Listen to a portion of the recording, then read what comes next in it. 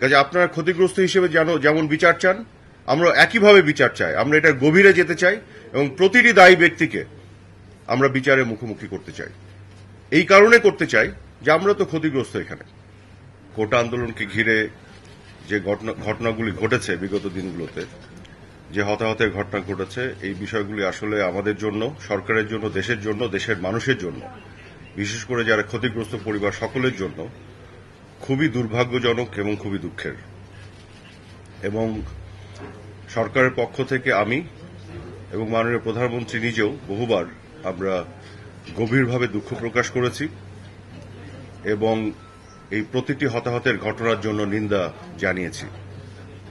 আপনারা জানেন যে মাননীয় প্রধানমন্ত্রী ঘোষণা দিয়েছিলেন 16 জুলাই জাতীয় উদ্দেশ্যে তার ভাষণে যে উনি একটি বিচার বিভাগীয় তদন্ত কমিশন গঠন করবেন, যেটি গঠিত হয়েছে। এবং এই বিচার বিভাগীয় তদন্ত কমিশন যেটি স্বাধীনভাবে প্রতিটি হতাহতের ঘটনার তদন্ত করে যারা এই দায়ী ব্যক্তিদের আইনের আওতায় আনা হবে। এবং এক্ষেত্রে আরেকটি ঘোষণা এসেছে, আপনারা জানেন, সেটি হল যে প্রয়োজনে আমরা বিদেশি কোনো এক্সপার্ট তাদেরও সহায়তা নিব। ধরেন ফরেনসিক টেস্ট করা বা পোস্টমর্টমের যে প্রক্রিয়া, সেখানে যদি প্রয়োজন হয়। এটির কারণ হচ্ছে যে আমরা এখানে পুরোপুরি স্বচ্ছ এবং জবাবদিহিতায় থাকতে চাই। যে মাননীয় প্রধানমন্ত্রী ক্ষতিগ্রস্ত যারা হয়েছেন, যাদের পরিবারের সদস্যরা হারিয়েছেন এই হতাহতের ঘটনায়, তাদের অনেককে উনি গণভবনে দেখা করেছেন, তাদের সাথে কথা বলেছেন এবং সেই সময় আমি উপস্থিত ছিলাম। এবং আবু সাইদ, আপনারা সবাই তাকে চেনেন, তার পরিবারের সদস্যরাও ছিল, তাদের সাথে আমারও আলাদাভাবেও কথা হয়েছে। তার ছোট ভাই সেখানে ছিল। যেটি বলা হয়েছে আমাকে যে আমরা কোনো কিছু চাই না, আমরা বিচার চাই। তো আমি যে কথাটি বলেছিলাম এটা আজকে আপনাদের সাথে শেয়ার করি। তার সাথে আমার কথা হয়েছিল যে আপনারা তো সবার আগে সর্বপ্রথম ক্ষতিগ্রস্ত, আপনার পরিবারের সদস্য হারিয়েছেন, কিন্তু আমরাও কিন্তু একইভাবে ক্ষতিগ্রস্ত এই প্রতিটি মৃত্যুর জন্য, প্রতিটি হতাহতের ঘটনার জন্য। আজকে সরকার এবং বাংলাদেশ ক্ষতিগ্রস্ত, দেশের মানুষ ক্ষতিগ্রস্ত। হয়তো কোনো একটি তৃতীয় পক্ষ এটার সুবিধা নিচ্ছে, কিন্তু যদি ক্ষতিগ্রস্ত কেউ হয়, প্রাথমিকভাবে ক্ষতিগ্রস্ত সেই পরিবার যারা সরাসরি তাদের সদস্যদের হারিয়েছেন, এবং তারপরে এই সরকার এবং এই দেশ এই ঘটনাগুলোকে ঘিরে আজকে বাংলাদেশের বিরুদ্ধে যে অপপ্রচার এবং আমাদের যেভাবে এক ধরনের বদনামি করার অপপ্রয়াস, কাজে আমরা ক্ষতিগ্রস্ত পক্ষের অংশ। কাজে আপনারা ক্ষতিগ্রস্ত হিসেবে যেমন বিচার চান, আমরা একইভাবে বিচার চাই। আমরা এটার গভীরে যেতে চাই এবং প্রতিটি দায়ী ব্যক্তিকে আমরা বিচারের মুখোমুখি করতে চাই। এই কারণে করতে চাই যে আমরা তো ক্ষতিগ্রস্ত। এখানে একটি মৃত্যুও আমাদের কাছে কাম্য ছিল না। আজকে যদি আমরা অতীতে যেতে পারতাম টাইম মেশিন দিয়ে, আমরা প্রতিটি মৃত্যু আটকে দেওয়ার সুযোগ থাকলে আমরা সেটা চেষ্টা করতাম। কারণ প্রতিটি মৃত্যু এবং হতাহত আমাদের বুকের উপরে ভারী হয়ে আটকে আছে। এবং আমরা একইভাবে দুঃখিত এই মৃত্যু এবং হতাহতের ঘটনার জন্য। দুঃখজনক হল সত্যি যে শিক্ষার্থী আন্দোলনকারী যারা, তাদের যে উদ্দেশ্য ছিল, তাদের একটা দাবি ছিল, এবং তার মধ্যে যে তৃতীয় পক্ষ ঢুকে অন্য উদ্দেশ্য চরিতার্থ করার জন্য যে ধ্বংসযজ্ঞ চালিয়েছে, এটি তো আপনাদের চোখের সামনে তার সকল প্রমাণ আছে। আজকে যারা জেল ভেঙে নরসিংদীতে কয়েদিদের বের করে নিয়ে এসেছে, উচ্চ পর্যায়ে জঙ্গিদের বের করে নিয়ে এসেছে, জেলের যত স্টাফ যারা তাদেরকে বন্দী করে রেখেছিল, যত ধরনের অস্ত্রশস্ত্র তারা লুট করেছিল, এগুলো কি শিক্ষার্থীদের কাজ হতে পারে? হতে পারে না। কারা করেছে? এই তৃতীয় পক্ষ, অনুপ্রবেশকারী। আজকে মেট্রো রেলের কথা বলেন, এই মেট্রো রেল কি মাননীয় প্রধানমন্ত্রী শেখ হাসিনা চড়েন? এমনকি অনেক মন্ত্রী মিনিস্টাররা চড়েন? তাও তো না। এটা তো বাংলাদেশের সাধারণ মানুষরা উপকারভোগী। দুর্যোগ ব্যবস্থাপনা যে অধিদপ্তর, এর কাজ কি? পুরো দেশে যখন বিভিন্ন ধরনের দুর্যোগ আসে, সাধারণ মানুষের পাশে দাঁড়ানোর জন্যই তো কাজ করে। এই প্রতিটি সরকারি এস্টাবলিশমেন্ট, সেতু ভবন, যেগুলো সাধারণ মানুষের জন্য কাজ করে, আপনি দেখেন যে টোল প্লাজাগুলি আজকে এক্সপ্রেসওয়ে বন্ধ, মেট্রো রেল বন্ধ, আজকে মানুষ ভুক্তভোগী, জ্যাম হচ্ছে। কাজে আমাদের কথা হচ্ছে, এগুলো যারা ধ্বংসযজ্ঞ চালিয়েছে, এটা তো পরিষ্কার, আপনাদের চোখের সামনে এই ধ্বংসপ্রাপ্ত জিনিসগুলো এখনো আছে। এটা কি শিক্ষার্থীদের কাজ হতে পারে? হতে পারে না। এটা করেছে সেই তৃতীয় পক্ষ সন্ত্রাসীরা, এবং তারা কিন্তু এমন অবস্থায় তৈরি চেষ্টা করেছে যেন এখানে হতাহতের ঘটনা ঘটে, টেনশন আরো তৈরি হয়, এবং তারা সেটাই ঘোলা পানিতে মাছ শিকারের চেষ্টা করতে পারে। কিন্তু দুঃখজনক হলো সত্যি, তারা সরাসরি এখানে মুখোমুখি হয়নি। তারা শিক্ষার্থীদের ঢাল হিসেবে সামনে ব্যবহার করেছে, শিক্ষার্থীদের আবেগ অনুভূতিকে তারা অপব্যবহার করে এই কাজগুলো করেছে।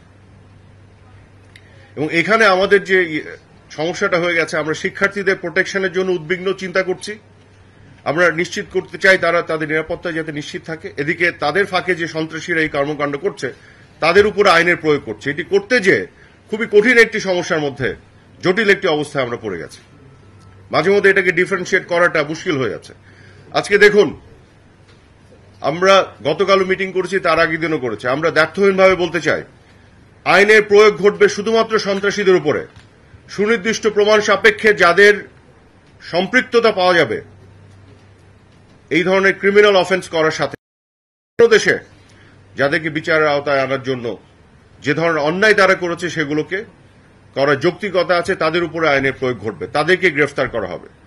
কোন সাধারণ শিক্ষার্থী কোনোভাবে যেন হয়রানির শিকার না হয়, এটি কিন্তু আমরা দ্ব্যর্থহীনভাবে বলেছি।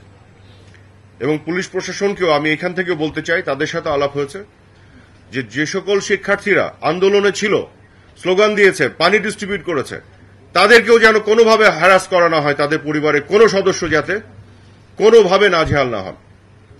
কারণ সকল শিক্ষার্থী এবং তাদের যে আন্দোলনের সাথে সম্পৃক্ত যারা, তাদের যে আবেগ অনুভূতি, সেগুলোকে আমরা শ্রদ্ধা করি, সেগুলোর সাথে আমাদের পুরো সমবেদনা এবং সমর্থন আছে।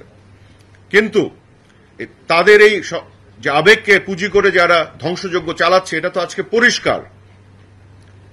শিক্ষার্থীরা তারাই তো বলছেন যে এই ধরনের ধ্বংসযজ্ঞের সাথে তাদের কোনো সম্পর্ক নেই। জেল ব্রেক কি করতে পারে শিক্ষার্থীরা? জেলে ঢুকে জঙ্গিদের আনার এই বিষয় তো শিক্ষার্থীদের কাজ হতে পারে না। কাজে আমাদের বিষয়টি হচ্ছে যে আমরা নিশ্চিত করতে চাই কোন শিক্ষার্থী যারা তাদের আবেগ নিয়ে আন্দোলনের সাথে ছিলেন, কোনোভাবে যাতে একটি শিক্ষার্থীও নাজেহাল না হন, আর সন্ত্রাসীদেরকে আমরা আইনের আওতায় নিয়ে আসি। আজকেও যারা আবেগ নিয়ে রাস্তায় নামছেন, অনেকেই গণসঙ্গীত গাচ্ছেন, স্লোগান দিচ্ছেন, তাদের এই আবেগের সাথেও আমরা শ্রদ্ধা করি, শ্রদ্ধা জানাই। কিন্তু একই সাথে অনুরোধ করতে চাই, আপনারা এই আবেগটা যেটা আপনারা রাস্তার মধ্যে নিয়ে যাচ্ছেন, এখানে আপনারা একটু খেয়াল করবেন। এখানে কিন্তু ইতিমধ্যেই আমরা দেখেছি এর অপব্যবহার সন্ত্রাসী এবং তৃতীয় পক্ষ দ্বারা।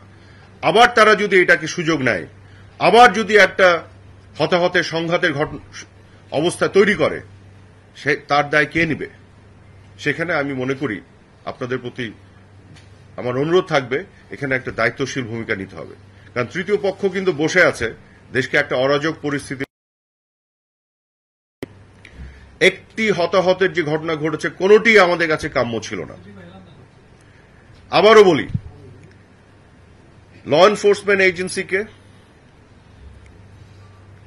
যারা পুলিশ, র্যাব, বিজিপি এবং অন্যান্য যারা আছেন, কাউকেই গুলি করার কোনো পারমিশন ছিল না। সংবিধান এবং আইনের অধীনে তাদের কাজ করতে হয়েছে। তাই বলে আমি এটাও অস্বীকার করছি না যে ক্ষেত্র বিশেষে কেউ কেউ আইন ভাঙেননি অন দ্য গ্রাউন্ডে। আমরা এটা তদন্ত করে তাদেরকেও বিচারের আওতায় আনব। পুরো পৃথিবীতে এই ধরনের ঘটনা ঘটে, আমেরিকাতে ঘটেছে, আপনারা দেখেছেন। অনেক সময় ল এনফোর্সমেন্ট এজেন্সি অনেকে আইন ভেঙে ফেলে।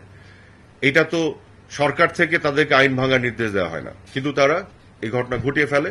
আমাদের দায়িত্ব হলো, যারা আইন ভেঙেছে, যারাই অন্যায় করেছে, তাদেরকেই আমরা, সে যেই হোক, তাদেরকে আমরা তদন্ত করে বিচারের মুখোমুখি করব। তো এতটুকু বলতে চাই, যতগুলো মৃত্যু হয়েছে, প্রতিটি মৃত্যুর জন্য আমরাও ক্ষতিগ্রস্ত, দেশ ক্ষতিগ্রস্ত, দেশের ইমেজ আজকে ক্ষতিগ্রস্ত।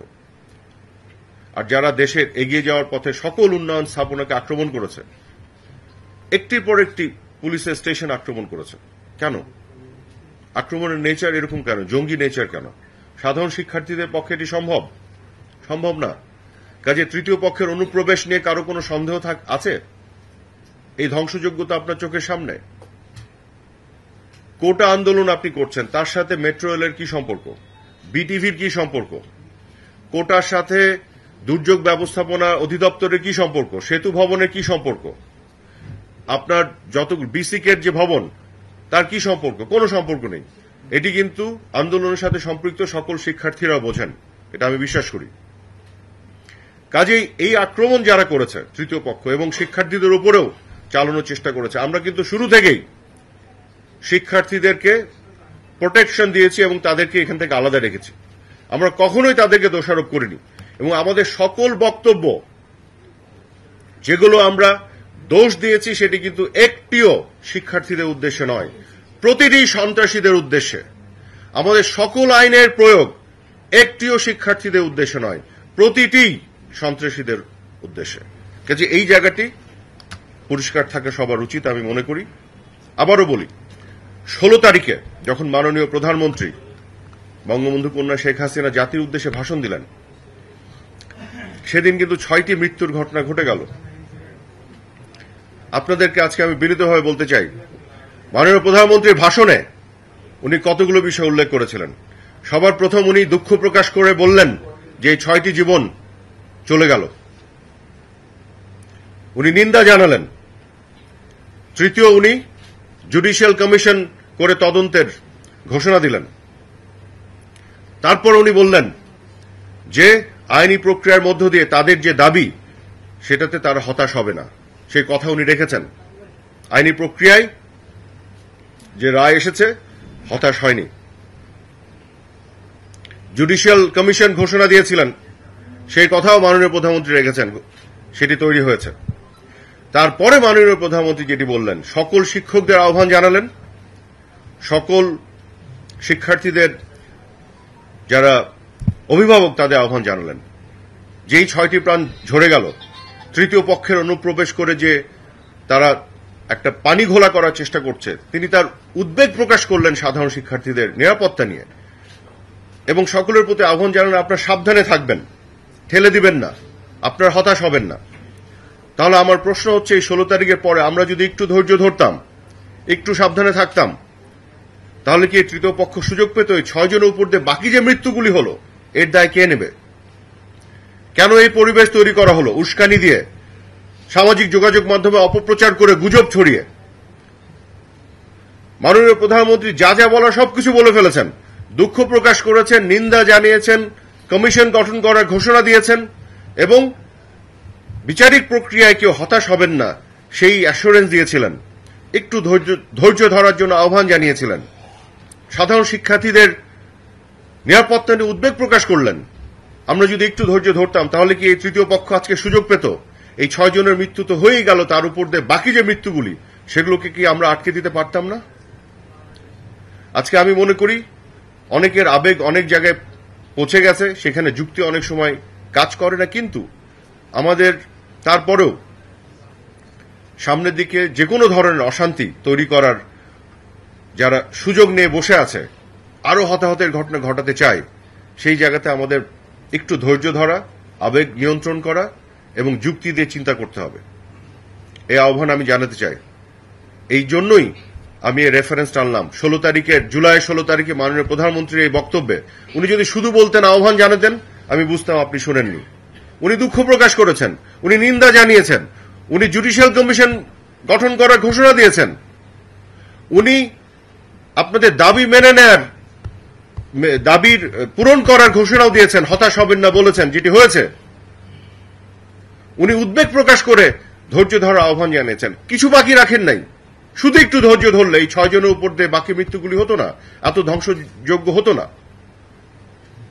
আজকে আবেগের জায়গায় আবেগ আছে, আবেগকে শ্রদ্ধা করি। আবারও বলছি, আমাদের জন্য কম দুঃখের নয় এই ঘটনা যেগুলো ঘটে গেছে। এবং কত ধরনের মানুষ মৃত্যু হয়েছে দেখেন। একটি বিল্ডিং জ্বালিয়ে দিয়েছে সন্ত্রাসীরা, শিক্ষার্থীরা নয়, সন্ত্রাসীরা। সেই বিল্ডিং এর সাথে জ্বলে পুড়ে গেছে 3 জন মানুষ, তাদের দেহ উদ্ধার করা হয়েছে, তাদের আইডেন্টিটি খুঁজে পাওয়া যাচ্ছে না, এমন ভাবে পুড়েছে। তো এই মৃত্যু তালিকায় তো তারাও আছে। সেই মৃত্যু তালিকায় তো তারাও আছে। আমি এখানে আলাদা করতে চাই না, যারা মারা গেছে যে পক্ষের বা কোন পক্ষের কি, সকলেই বাংলাদেশের নাগরিক। এদেশ করবে, এদেশের সরকার করবে, স্বাধীন বিচার বিভাগীয় কমিশনের মাধ্যমে করবে, এবং প্রয়োজনে স্বচ্ছতার স্বার্থে বিদেশি এক্সপার্ট প্রফেশনালস এনে আমরা তাদেরকে সম্পৃক্ত করব।